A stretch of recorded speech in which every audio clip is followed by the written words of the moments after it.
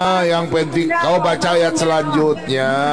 Yang penting dia bertobat daripada lu mulutmu ember, aduh berdosa. Oh haleluya. Tuhan dahsyat. Aduh parah. Oh haleluya. Baca ayat selanjutnya. Baca ayat selanjutnya supaya kau paham. Oh nganape mulu le kasar sekali. Perempuan, pantasan nabimu mengatakan otakmu setengah. Oh Ya, shalom saudara yang dikasihi oleh Tuhan. Seperti cuplikan yang sudah kita lihat bahwa wanita muslim ini sampai ngamuk-ngamuk kepada para murtadin, termasuk Saifuddin Ibrahim dan juga yang lainnya.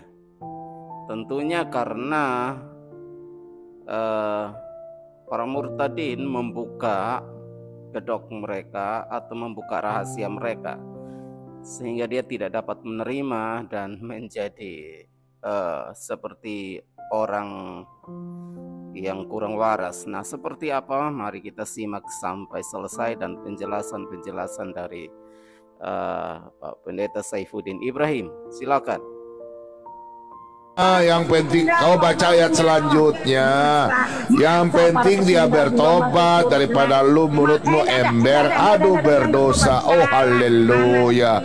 Tuhan dahsyat. Aduh parah. Oh haleluya. Baca ayat selanjutnya. Baca ayat selanjutnya supaya kau paham. Oh nganape mulu le kasar sekali. Perempuan, pantasan nabimu mengatakan otakmu setengah. Oh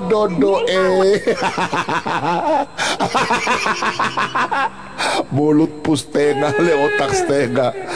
Lanjut Abi. Aduh kacau.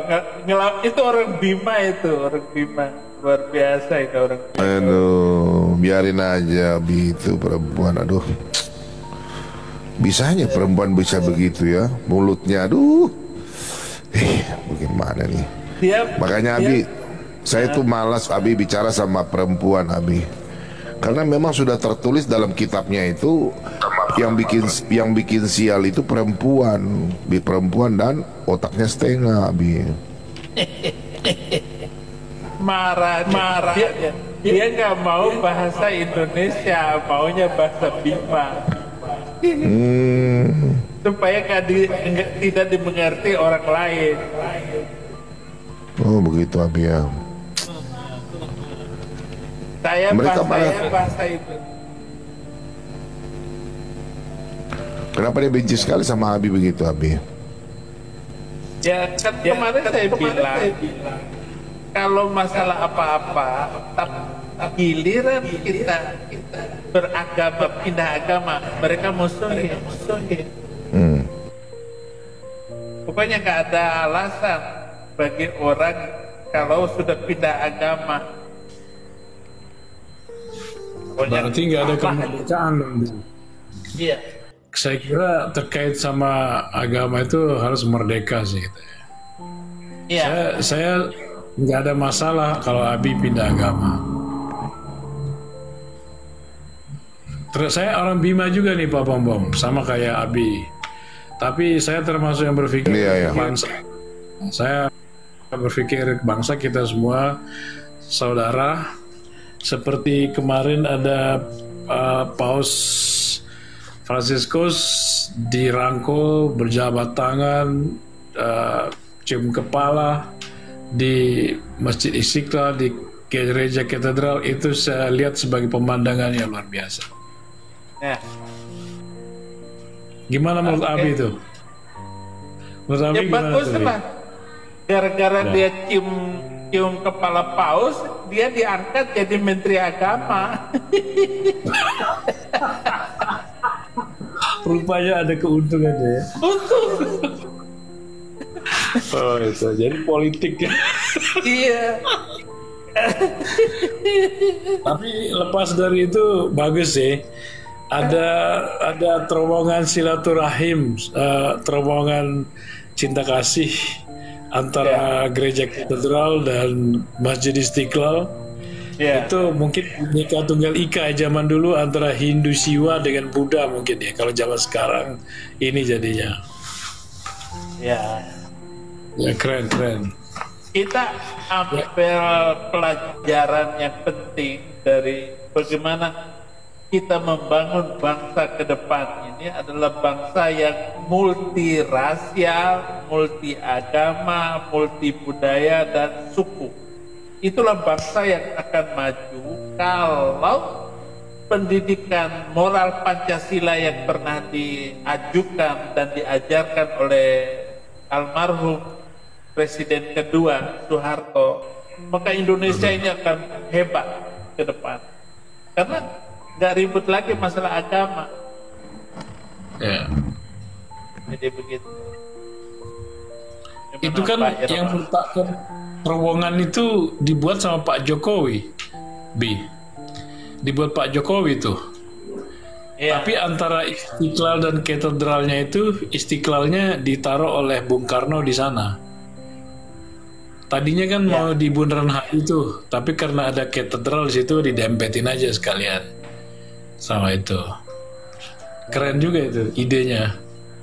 Ya, idenya sih bagus, tapi yang ketakutan katedral. Kalau Istiqlal nggak ada takutnya. Nanti ketika orang katedral, kalau kita lihat berkat dari ciuman yang kemarin itu, saya kira ketakutan itu sudah nggak ada itu. itu baru cium jidat. Kalau dia cium dengkulnya paus, bisa naik lagi jadi Menko Polkam. Kayaknya nggak mungkin. Bercanda aja. Ya. Tapi kasih naik dia aja, Bi, nggak apa-apa. Nanti penontonnya tak mau naik kalau dia ada. Biar aja kita dengerin ngoceh, nanti kita pakai data, biar buka di matanya. Bi. Masih ada, biar supaya tahu bahwa nggak boleh bicara. Dia mau bicara sopan, santai boleh. Abi bikin aku jadi moderator dulu, Abi. Saya termasuk di apa namanya di agak di pojokan juga. Bagaimana jadi banyak sekali. Bikin aku jadi admin, Abi. Bentar, mana caranya jadi admin? Satu. Tindis aku ada titik 3 itu sebelah kanan. Titik 3 sebelah kanan ada mau kelola moderator. Kolel apa? Kelola. Ada kelola di situ. Tindis 3 kelola moderator. Tindis nanti kasih semua warna biru.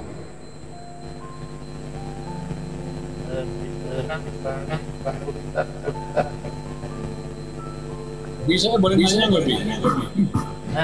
Ini Abi kan jago Quran. Jadi ini kan dikait sama kebangsaan, Bi. Jadi ada sebuah ayat yang di dalam Al-Quran itu surah 42 ayat 13 pasti ya.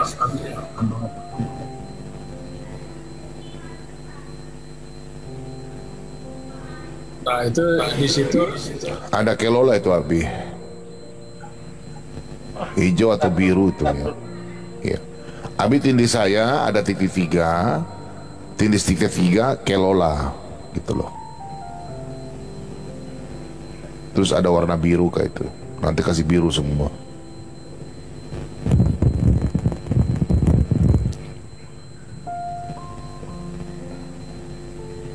Kasih naik dia aja, Abi, itu yang tadi. Biar nanti saya kasih tunjuk data sama dia. Di apa tadi?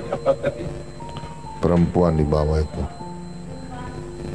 Biar kita diskusi pakai data. Moderator, kelola. Iya, kelola. Sudah itu. Itu sudah. Belum, Abi.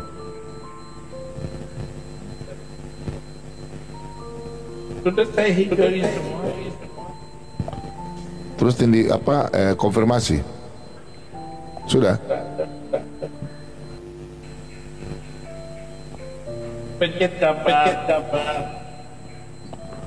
Iya, gambar. Terus ada Jadi saya punya gambar, terus ada tulisan Kelola moderator, terus kasih hijau semua. Kesenama naik Ibu Fuzia aja Pak. Tadi Mas Tehi, kanan.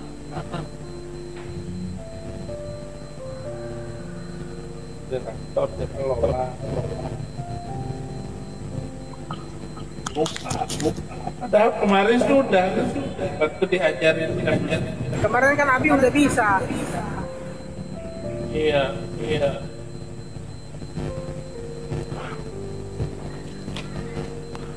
Udah Abi kasih necklace saja biar nggak apa-apa, nanti Abi kontrol dia punya mulut saja.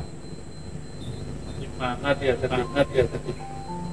Siapa? Di bawah itu nama Fauzia itu. Oh, Fauzia ya. Dia masih Fauzia. Yang lain diam, yang lain diam, tolong dimute semua. Yang lain diam. Kasih besar aku. Host. Kasih besar aku. Abi. Abi kasih besar aku Abi. Abi kasih besar Abi. Kasih besar aku Abi. Kasih besar aku Abi. Ayo, yang lain diam. Ya, kasih besar aku Abi. Saya tidak sama kau, Babi. Saya tidak sama kau, saya sama host. Kasih besar Abi, kasih besar Abi. Memang mulutnya ini kotor. Biar saya sumpal dia dengan ini. Kau diam, makan babi. Abi. Babi sana, babi. Abi. Kau makanlah babi, congor babi yang. Kalau saya kasih tunjuk hadis kau harus makan anjing bagaimana? Kalau kau makan daging anjing gimana? Abi kasih besar aku Abi. Host. Tindis aku aja kasih besar Abi. Host. Tindis. Terus? Kasih besar, tindis yang ada gambar kotak itu.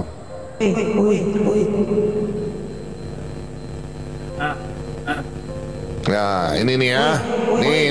Nih. Kau screenshot ini. Kau screenshot hadis Bukhari 4703. Nih. Telah menceritakan dari Abdullah bin Umar radhiyallahu anhu bahwasannya Rasulullah bersabda, ada kalanya kesialan itu ada pada wanita, rumah dan juga kuda. Jadi memang perempuan sial, kau perempuan sial ya. Kau perempuan sial tuh. Kau perempuan sial. Abi, mute dulu Abi. Perempuan sial.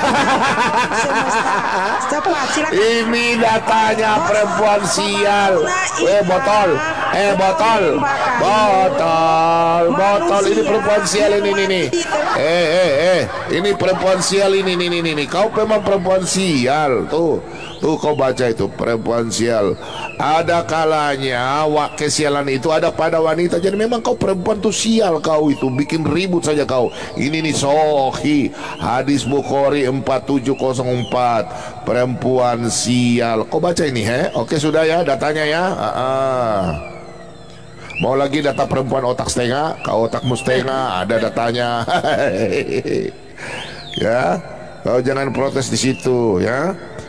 Kau mau lihat hadis Muslim 114 ya, otakmu setengah.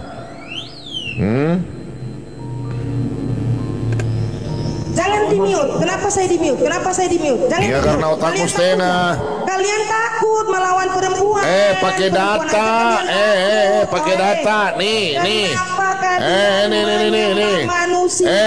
Pakai data jangan congor. Hadis Muslim 114. Nih. Kau baca ini, otakmu setengah. Diskusi itu pakai data perempuan. Otakmu setengah. Nih. Saya baca ya. Saya baca nih. Kau lihat ini. Saya mau diskusi. Ini diskusi dengan data ini. Ini saya tidak kabur teman-teman ya. Saya di-kick sama mereka, saya mau bertanya host, kenapa kau mau adalah manusia yang mati terkutuk di tiang salib. Silakan. Kenapa? Jawab host. Kena itu. Pauna ita luat nembakai manusia mawa urmate. Coba. Mayat bangkai coba. Nah gini, kalau saya nyembah batu, apa urusannya dengan kamu? Apa kurangnya dengan kamu? Oke, kenapa kita meninggalkan istri anakmu demi menjadi murtad? Silakan. Apa yang membuat Anda menjadi murtad? Ayo, bapak ita nembakai, mau ade manusia bapak nembakai ita. Nah, kamu datang aja ke Amerika, kalau begitu kawin dengan saya. Ngapain saya ke Amerika? Kau takut makanya kau ke Amerika, Pak Saifuddin. Kalau kau di Indonesia hancur leburlah dirimu, Saifuddin. Pak Saifuddin yang terhormat, kalau lu berada di Indonesia hancurlah dirimu, Pak Saifuddin. Jangankan orang lain, keluargamu sendiri yang akan mencincangmu. Keluargamu sendiri yang menunggumu di Bima, Pak Saifuddin. Gak akan Ayo. ada orang Bima mematikan saya kecuali kamu. Apa yang mematikan monyet, kau? jangan di band saya monyet. Monyet di sini banyak yang punya band ya. Ngapain saya mau Kenapa mematikan kalian kau? Apa kejang-kejang? urusannya saya, Bang nyemot Saifuddin? banyak ini. Gua cuma Saifuddin tunjukkan yang datanya. terhormat. Perempuan, lu kalau otaknya kayak nyemot ya, jangan lu suruh lu punya pasukan report. Abi buang aja Abi, nanti Abi kena report Bi. Bi kasih turun Bi. Nanti Abi kena report. Buang aja Bi. Saya udah kena report. Nggak bicara apa-apa aku di report. Abi buang aja perempuan sial ini. Itu menurut hadismu ya. Aduh, saya kena report padahal aku baru ganti akun baru, aku nggak bikin apa-apa loh. Hadis 4703, kau lihat itu, dasar perempuan sial. Yang bilang sial siapa? Itu imanmu ya, bukan saya ya. Kau perempuan sial kau. Botol kau ya. Dalam hadismu tuh kau sial itu. Makanya perempuan cerewet, ya kau dengar ya. Kalau perempuan yang mengatur suami itu perempuan sial. Itu datanya ya. Mau lihat datanya? Abi kasih saku besar Abi. Kau ribut-ribut nggak sopan, berarti sama suamimu. Saya curiga suamimu nggak ada itu suamimu tuh ya. Hah? Kalau cerewet, Nabi itu marah kalau kau cerewet, makanya kau perempuan sial kau. Aduh, kalah saya sama cewek. Ini siapa nih Pak Irwan Islam kan? Betul nggak Pak Irwan? Orang Bima, Muslim. Bapak saya kasih tunjuk ya. Ini sohi nih Pak, bukan tidak sohi. Nih Pak. Saya mau tanya dulu sama Abi nih, Ya. Sebentar Pak. Itu orang itu nggak punya suami, pasti suaminya udah ceraikan dia itu, makanya karena seperti firman ini nih Pak ya. Ini perkataan Nabi nih, Bukhari 4703, sohi nih Pak ya. Betul Pak? Nggak doif ini ya. Nih, Bapak baca coba ini, nih. Apa itu Pak?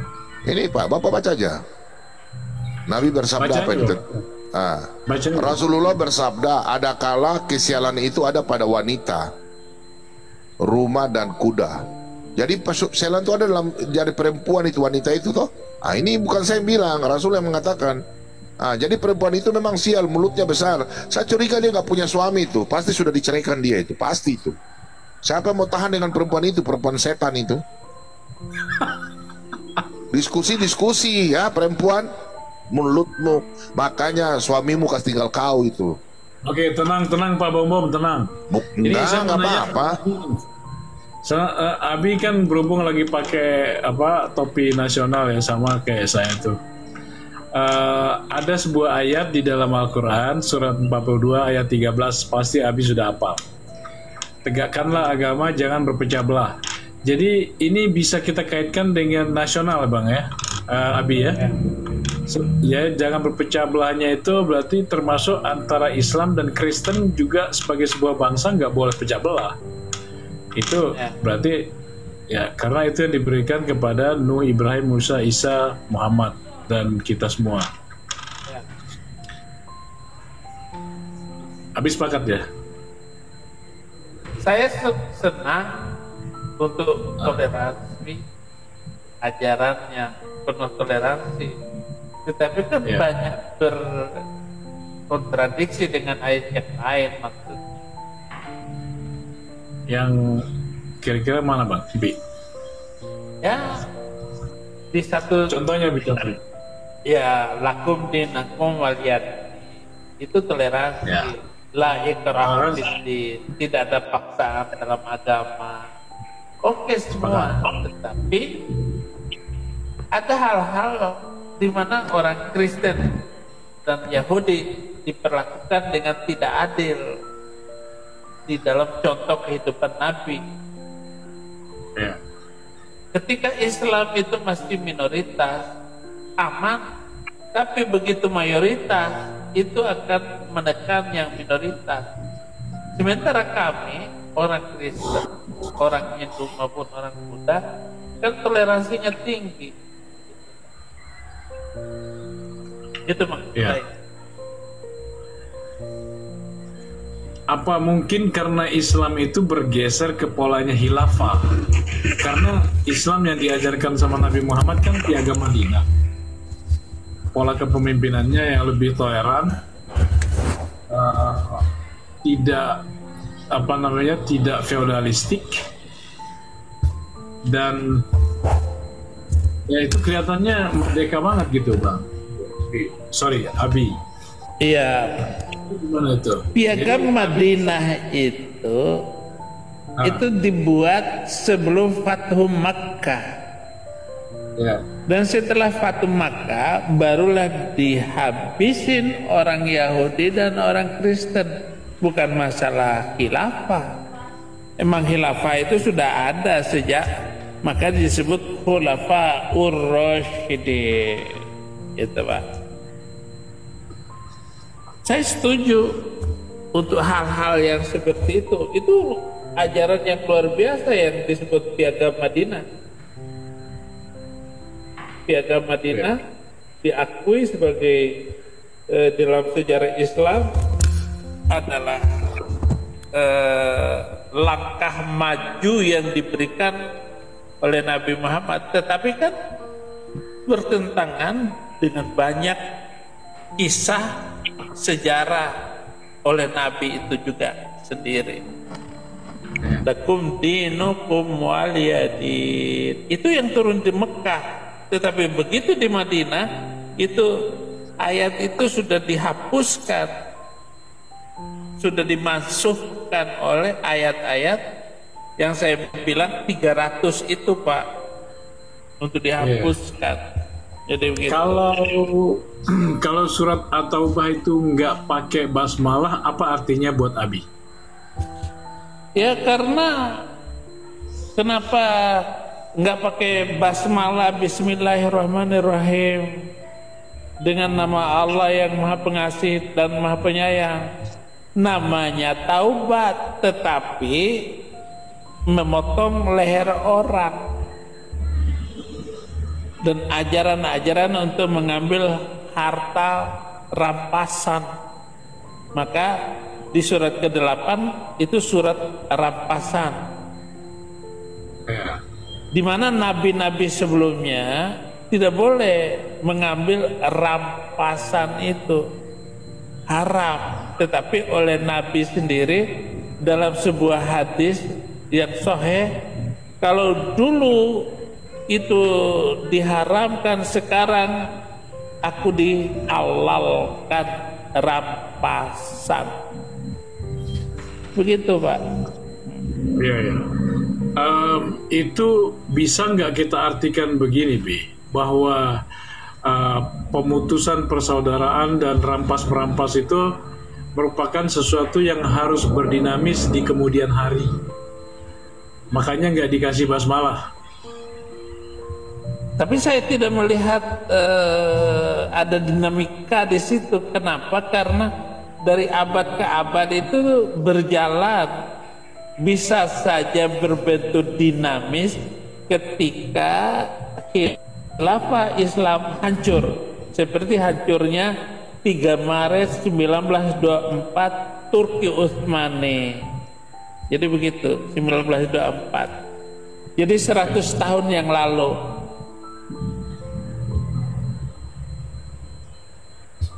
Jadi begitu. Tap-tap layar ya, bantu untuk Pak Bom Bom. Saya belum bisa mengangkatnya jadi moderator. Saya harus belajar ulang. Padahal kemarin sudah bisa. Haleluya. Jadi begitu Pak Irwan. Ya, ini Bi, satu lagi Bi, itu ada kebalikannya. Surat Al-Balad itu kalau kita lihat itu justru kebalikan dari surat At-Taubah. Yang satu surat 9, yang satu surat 90. Kalau di surat Al-Balad yang pakai basmalah itu justru itu harus dihapuskan seperti perbudakan. Perbudakan itu kan berakar dari budaya penaklukan pendudukan yang rampas-merampas tadi. Dan di situ juga mengarahnya ke kerakyatan, yaitu memperhatikan orang miskin, anak yatim dan lain-lain. Dan terakhir menjunjung tinggi cinta kasih. Jadi ada tiga kerangka ini yang diberikan surat Al-Balad itu seolah-olah menjadi antitesis dari surat At-Taubah itu Bi. Makanya saya bilang tadi, bisa nggak At-Taubah itu harusnya berdinamis berdasarkan kepada surat Al-Balad, sehingga kondisi kita menjadi toleran, damai, tidak ada lagi penaklukan pendudukan, tidak ada pemisahan manusia, tidak ada feodalisme bahkan. Itu menurut Abi gimana? Setelah saya jadi Kristen dan menemukan konsep keadilan semesta yang diajarkan oleh Alkitab,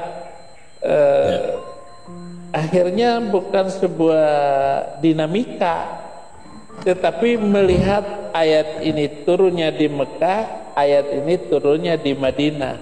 Apa yang terjadi? Itu kontradiksi antara sejarah pelaksanaan hukum dan praktek pelaksanaan hukum itu berbeda jauh akhirnya.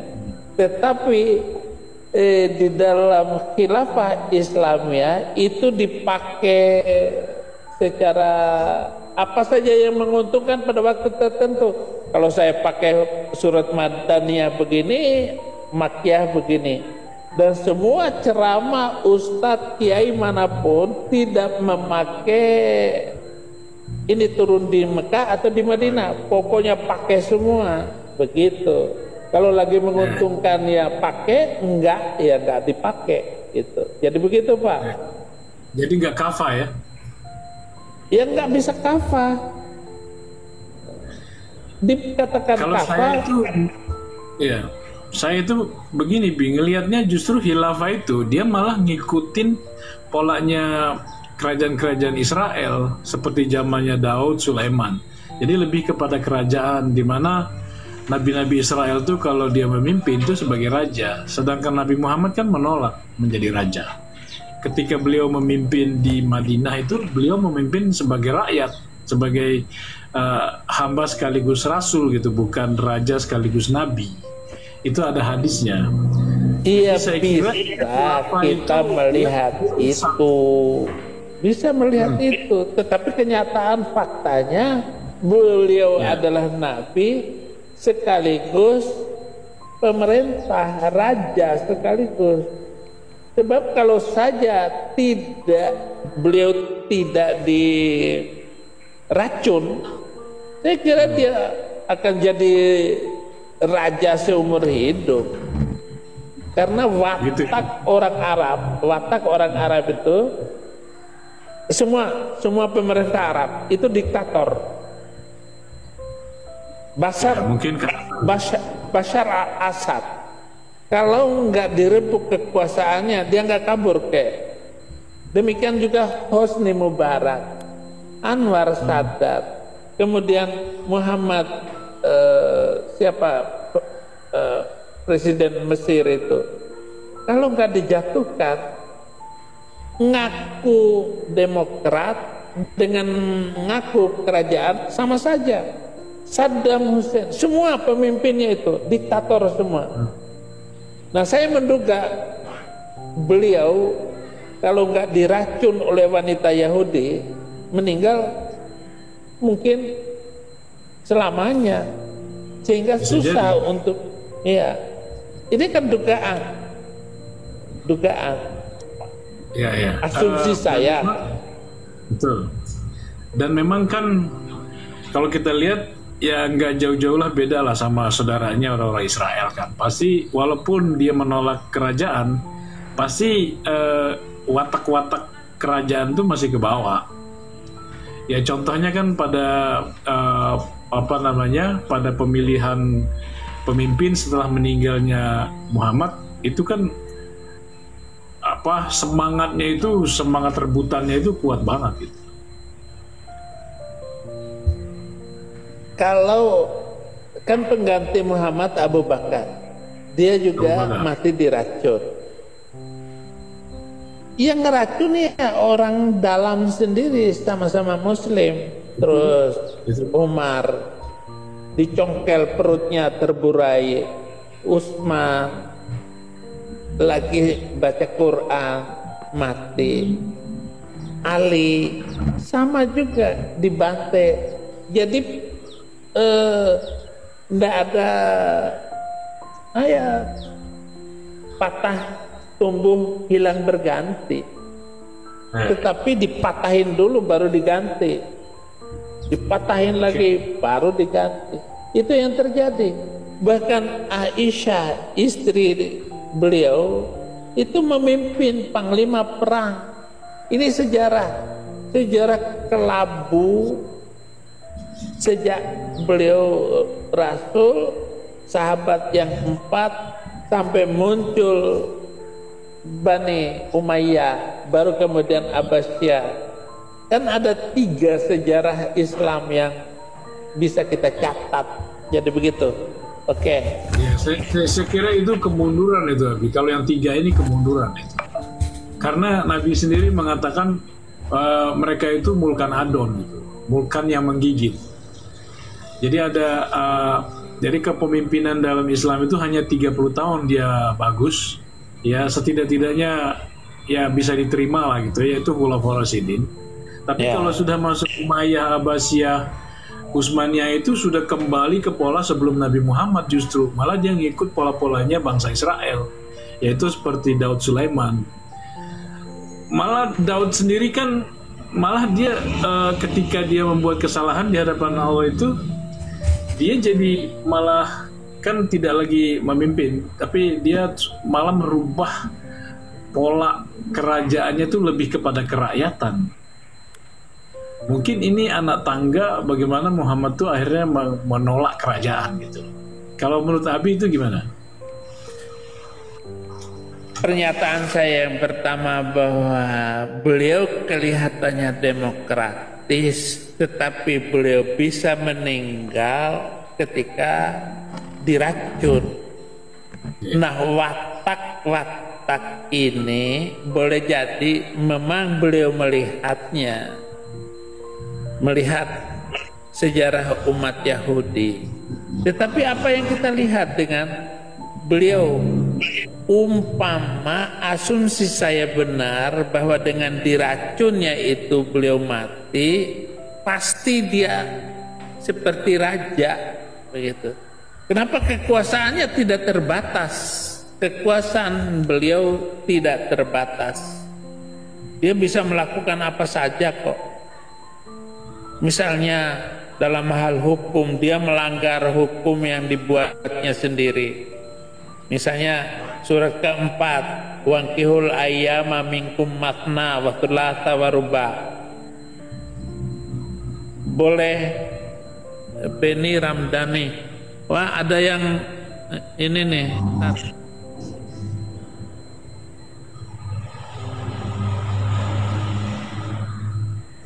Wah, Abi, Pak Bombom.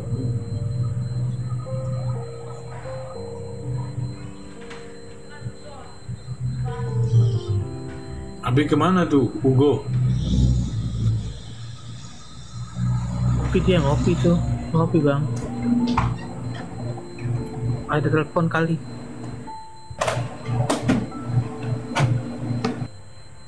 Abi. Ya, kalau saya sih lebih ke ini ya, perbedaan agama itu sesuatu yang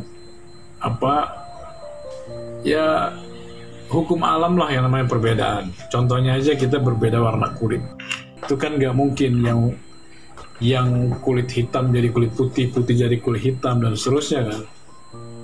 Kalau menurut saya ya cocok sekali dengan paham kebangsaan kita. Kita Bhinneka Tunggal Ika walaupun kita beraneka ragam suku, ras dan agama. Bhinneka Tunggal Ika kita ini didasari oleh ketuhanan yang Maha Esa, yaitu kita memuliakan nama Tuhan, cinta kasih, yaitu kita mengejar kebaikan. Justru itu bertentangan di akar-akar rumput bawah loh Bang. Di akar-akar rumput bawah ini kadang kayak apa ya, yang kejadian pernah masuk berita kemarin lah, pegawai negeri, bayangkan dia di Bekasi itu, dia cuma ngadain suruh kayak ya kumpul. Iya, kayak justru masalahnya itu, akar masalahnya dari rumput bawah Bang, di akar-akar bawah ini, rakyat biasa di bawah-bawah ini loh. Ya. Saya kira memang kita perlu, Indonesia kan lagi dalam proses pendewasaan nih, karena memang dunia berbineka tunggal ika itu dunia baru, bukan sesuatu yang saya yakin setiap umat beragama itu masih merasa agak ngeganjel gitu, bagaimana mau berbineka tunggal ika itu agak ganjel. Tapi sebenarnya itulah yang baik, yang lebih baik dari berpecah belah, bermusuh-musuhan, apalagi ingin saling meniadakan atau mengklaim paling tinggi, paling apa segala macam. Itu kan itu saya kira ini daripada perpecahan gitu, dan perpecahan pasti mengarah kepada kehancuran. Halo Bi, sorry Bi, saya tadi Bi nggak ada. Bisa dilanjutkan Bi tadi? Wah, tadi ada tamu. Oh iya. Saya nggak dengar tadi. Nah, silakan Pak Bambang, tanggapin. Pak Bambangnya nggak kedengaran juga itu. Oh, oke. Saya kurang ini, tadi ada yang nelpon, jadi saya jeda sedikit. Oke, baik. Oke, Bi. Ada lagi? Iya. Kalau Pak Irwan ini diskusinya bukan diskusi di sini, asiknya kita diskusi bukan harus di forum kebangsaan ya. Iya, forum kebangsaan. Kayak Buya Syakur, saya senang itu. Kalau saya diundang seperti Buya Syakur, saya bisa menjelaskan. Tapi Buya Syakur itu berani kalau diskusinya itu. Almarhum. Dia kan pernah ngomong tuh ada tentang Yesus di Ka'bah segala macam. Kalau menurut saya itu ada benarnya, dan memang antara ajaran Muhammad sebenarnya ketemu sama ajaran Yesus dan ajaran Ibrahim, ya kan? Ibrahim dalam pengertian Nabi Ibrahim. Jadi ada di salah satu simbolisasi yang dibuat oleh Yesus ketika beliau mencuci kaki murid-murid dengan mengganti pakaiannya menjadi pakaian hamba. Kemudian dia ambil air, cuci kaki murid, dan itu untuk dicontohkan kepada yang lain juga harus kayak gitu. Ini kan simbol kepemimpinan, Bi. Pemimpinan, pelayanan, kerakyatan.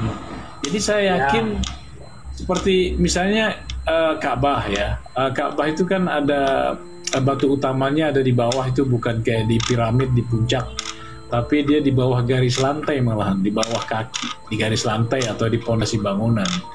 Berarti ini kan bahwa Yesus itu dia mengajarkan kayak Baitullah, kayak Ka'bah, Bi. Pola kepemimpinan itu. Dan Ka'bah itu kan kubus, artinya bangunan sosial yang menjunjung tinggi kesetaraan, gitu loh, menjunjung tinggi kesetaraan.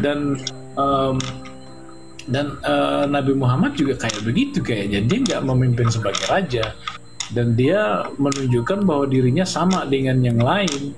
Contohnya beliau setelah berperang terus merasa pecutannya kena salah seorang prajuritnya, terus dia nanya setelah berperang, dia bilang, tadi kayaknya ada yang saya kena pecutan saya tuh, siapa itu yang tadi? Kalau ini silakan pecut balik. Itu ada kayak begitu. Ini kan dia Nabi Muhammad sendiri melihat dirinya itu setara gitu dengan orang-orang yang beliau pimpin kan gitu. Jadi sama, saya melihat itu sama dengan ajaran Yesus dalam konteks kepemimpinan dan kesetaraan, kasih, cinta kasih. Ya, mantap, luar biasa. Kita di negeri Indonesia yang memang keadilan itu tidak berlaku bagi minoritas, tetapi hanya untuk mayoritas. Nah, inilah yang dikatakan orang beragama tetapi tidak bisa hidup dalam keadilan. Tetapi luar biasa, dimanapun mereka atau teman-teman kita berada, para murtadin ya, yang sampai luar negeri untuk memberitakan Injil, tujuannya adalah untuk Indonesia diselamatkan, dilawat Tuhan. Banyak yang murtad dan percaya Yesus terus berjalan. Itulah sebabnya mari kita doakan mereka supaya mereka terus dipakai Tuhan dengan luar biasa, dengan hikmat dan pengurapan. Karena pelayanan mereka tentunya menghasilkan banyak jiwa setiap hari yang datang kepada Yesus.